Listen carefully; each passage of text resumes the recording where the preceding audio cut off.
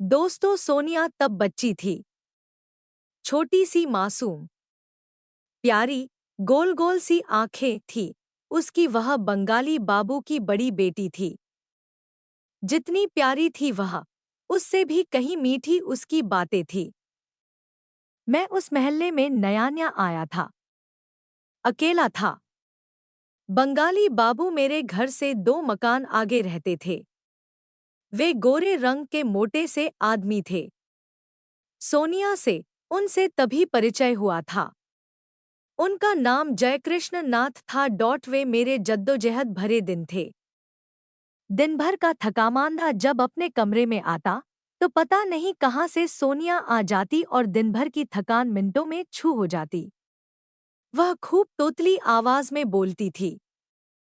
कभी कभी तो वह इतना बोलती थी कि मुझे उसके ऊपर खीज होने लगती और गुस्से में कभी मैं बोलता, चलो भागो यहाँ से, बहुत बोलती हो तुम। तब उसकी आंखें डबडबाई सी हो जाती और वह बोझिल कदमों से कमरे से बाहर निकलती तो मेरा भावुक मन इसे सह नहीं पाता और मैं झपट कर उसे गोद में उठाकर सीने से लगा लेता। उस बच्ची का मेरे घर आना उसकी दिनचर्या में शामिल था। बंगाली बाबू भी कभी कभी सोनिया को खोजते खोजते मेरे घर चले आते तो फिर घंटों बैठकर बातें होती थी। बंगाली बाबू ने एक पंजाबी लड़की से शादी की थी। 3 लोगों का परिवार अपने में मस्त था। उन्हें किसी बात की कमी नहीं थी। कुछ दिन बाद मैं उनके घर का चिरपरिचित सदस्य बन चुका था। समय बदला और अंदाज भी बदल गए। मैं अब पहले जैसा दुबला-पतला नहीं रहा और न बंगाली बाबू ही अधेड़ रहे। बंगाली बाबू अब बूढ़े हो गए थे। सोनिया भी जवान हो गई थी। बंगाली बाबू का परिवार भी 5 सदस्यों का हो चुका था। सोनिया के बाद मोनू और सुप्रिया भी बड़े हो चुके थे। सोनिया ने बीए पास कर लिया था।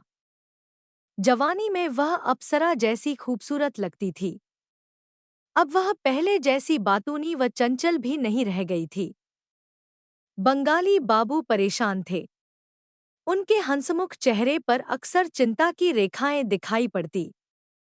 वे मुझसे कहते, भाई साहब, कौन करेगा मेरे बच्चों से शादी? लोग कहते हैं कि इनकी न तो कोई जाति है, न धर्म। मैं तो आदमी को आदमी समझता हूँ। 25 साल पहले जिस धर्म व जाति को समुद्र के बीच छोड़ आया था, आज अपने बच्चों के लिए उसे कहाँ से लाऊं? जात-पात को लेकर कई बार सोनिया की शादी होते होते रुक गई थी। इससे बंगाली बाबू परेशान थे। मैं उन्हें विश्वास दिलाना चाहता था, लेकिन मैं खुद जानता था कि सचमुच में समस्या उलझ चुकी है। एक दिन बंगाली बाबू खींचकर मुझसे बोले, भाई साहब, यह दुनिया बहुत ढोंगी है। खुद तो आदर्शवाद के नाम पर सब कुछ बकेगी, लेकिन जब कोई अच्छा कदम उठाने की कोशिश करेगा, तो उसे गिरा हुआ कहकर बाहर कर देगी।